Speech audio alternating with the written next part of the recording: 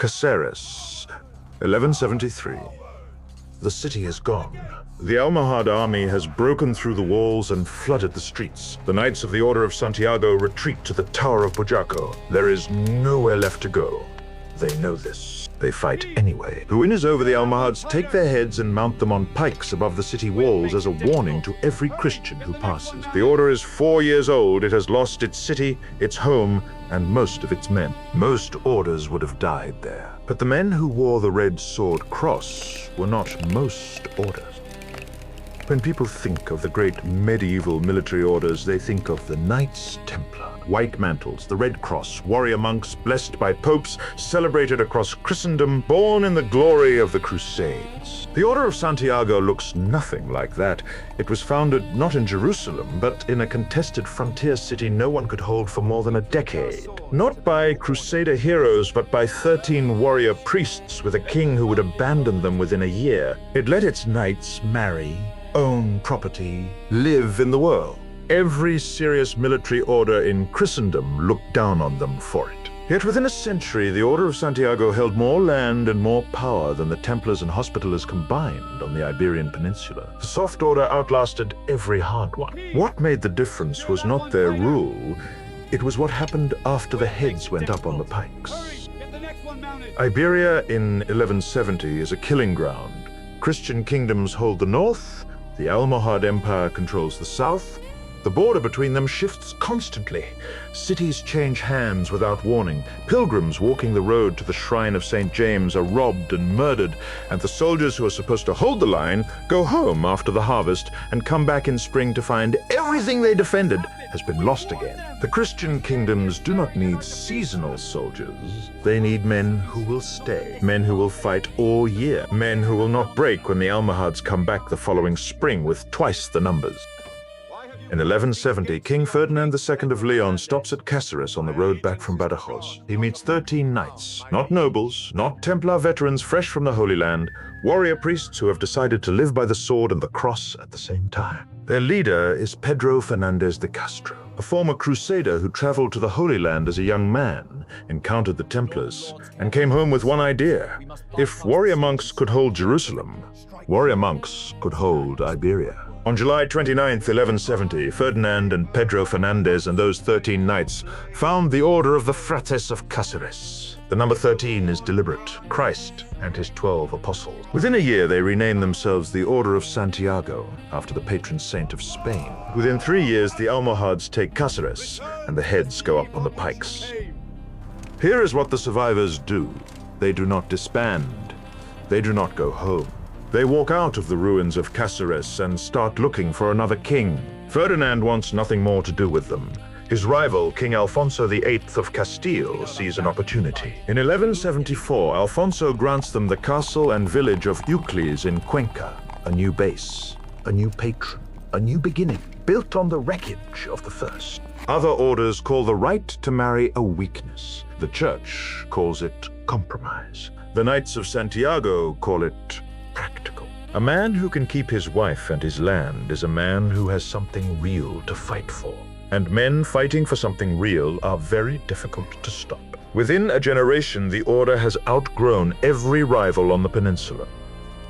By 1212, it has become one of the most effective fighting forces in Iberia. The Pope has called a crusade. 3 Christian kings, Castile, Aragon, Navarre, have set aside generations of rivalry to march together. They are facing the Almohad caliph Muhammad al-Nasir, who has crossed from North Africa with an army so vast the chronicles simply stopped trying to count it. He has sealed every mountain pass through the Sierra Morena range. He sits behind them and waits. He is certain the Christians cannot get through. Every military calculation available to him says he is right.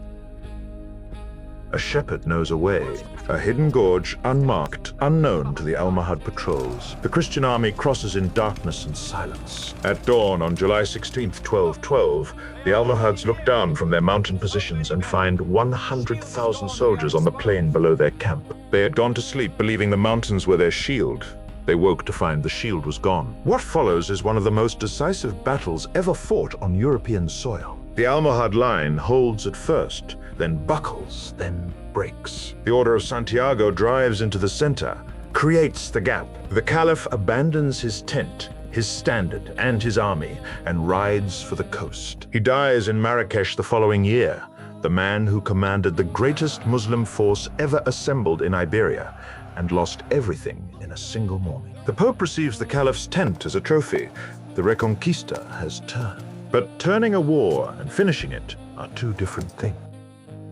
South of the Tagus River, vast stretches of what is now Portugal are still in Almohad hands. The mountain ranges of the Algarve wall off the south entirely. Every commander who has looked at those mountains has reached the same conclusion.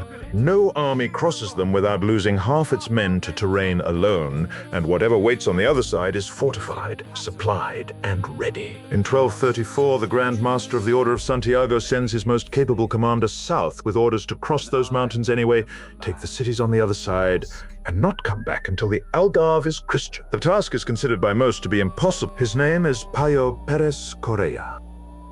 Paio is not a nobleman. He is born around 1205 in Monte de Fralan, a small parish in northern Portugal, the kind of place that does not produce grandmasters of anything. As a young man, he travels alone to Ucles, the headquarters of the Order in Castile. No one sends him, no one pays for the journey. He goes because the Order is what he wants, and Ucles is where the Order is. That quality, the willingness to close the distance between himself and the thing he is committed to, whatever the cost, will define everything that follows. By 1232, he is back in Portugal, commanding the Order at Alcácer do Sal. 2 years later, the Grand Master points him south toward the Algarve and gives him an impossible assignment with almost nothing to carry it out. A handful of knights, no siege weapons, no fleet. He has one other thing.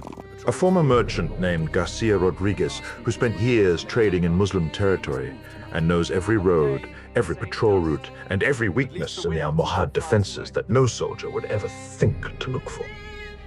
In the spring of 1238, Paio does something no Christian commander has attempted. He takes a small force across the mountains at night. No torches, no noise.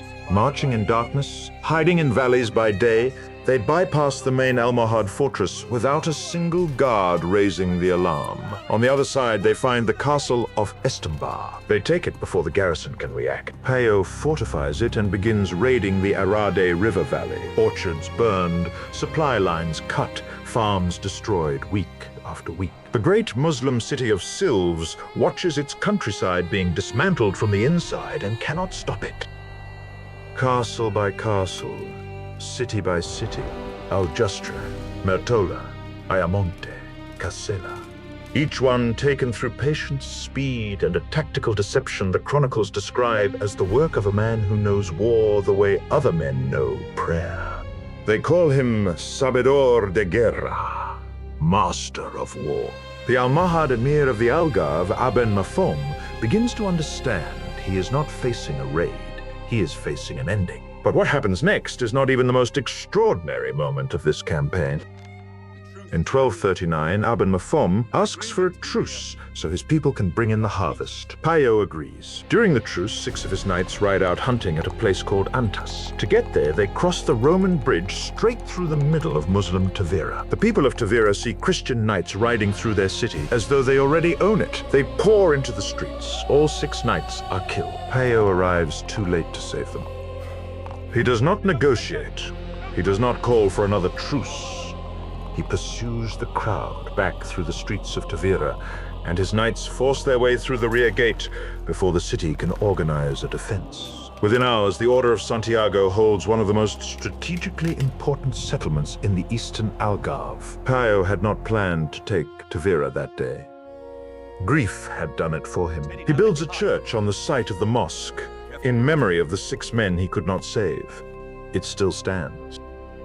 In 1242, the Grand Master of the Order of Santiago dies. The Council of 13 Knights, 13 in memory of the founding brothers of Caceres, elects Paio Grand Master for life. He is 37 years old, and he does not slow down.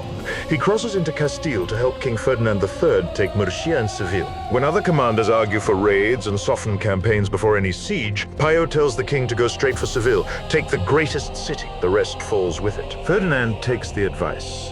Seville falls in 1248. By this point, the chronicles say Muslim mothers used the name of Paio to frighten children into obedience. But he still has unfinished business. Silves is still in Almohad hands. citizens. Paio spreads a rumor that he is about to lay siege to the castle of Estambar with a large force and sends a small detachment to make it convincing. Aben Mafom rides out of Silves with most of his garrison to meet the threat. The moment the gates are thin, Paio leads his main force through them. When Aben Mafom returns, he finds Santiago knights controlling the gates from both sides, holding his forces out, fighting the remaining defenders within. The chronicles call it the bloodiest day of the entire Portuguese Reconquista. Aben Mafom flees. Silves falls. The King of Portugal tells Paio it saddens him to see so many knights dying in the struggle. Paio answers him, there is no great harm in it, since they died in the service of God and to save their soul. The final cities fall in 1249. Faro, Lewel, Algezur. The last Almohad resistance in Portugal is gone. The king takes a new title, King of Portugal and the Algarve. 243 years before Spain finishes its own Reconquista, the Order of Santiago built the southern half of a nation from nothing. Paio Perez Correa dies in January 1275. He is given two tombs, one in Tavira, the city taken in grief on a day he never planned. One in Tentudia in Spain, where legend says he knelt in the middle of a battle and prayed for the sun to stop moving so his men would have enough daylight to finish the fight. They say the sun stopped. They built a monastery on the site to mark it. The man who inspired that legend took more land from a fortified empire in 2 decades than most armies manage in a lifetime. He crossed mountains no commander believed were crossable. He took a city by accident on the worst day of his life, and when his king told him the dying was too much, he said the dying was the point. The order did not stop with him. Vasco da Gama wore the red sword cross when he sailed for India in 1497. Alfonso de Albuquerque, the man who broke open the Indian Ocean, seized Goa, Malacca, and Hormuz, and built the Portuguese Empire in Asia, was a knight of Santiago. When the king pressured him to transfer to a different order, Albuquerque refused. He had worn the red sword cross his entire career. He was not going to stop at the end of it. He was buried in his Santiago vestments. The order that 13 beheaded men held together in the ruins of Caceres ended on the chests of the men who mapped the world. There is a street in Tavira named after Paio Perez Correa. His face looks out from the corner of the town hall.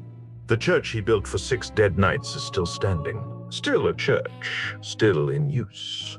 800 years later. 13 heads on pikes in Caceres, and a southern ocean crossed, a nation built, and a name carved into the stone of a city that grief handed him. The order everyone mocked for being soft built the country that found the world.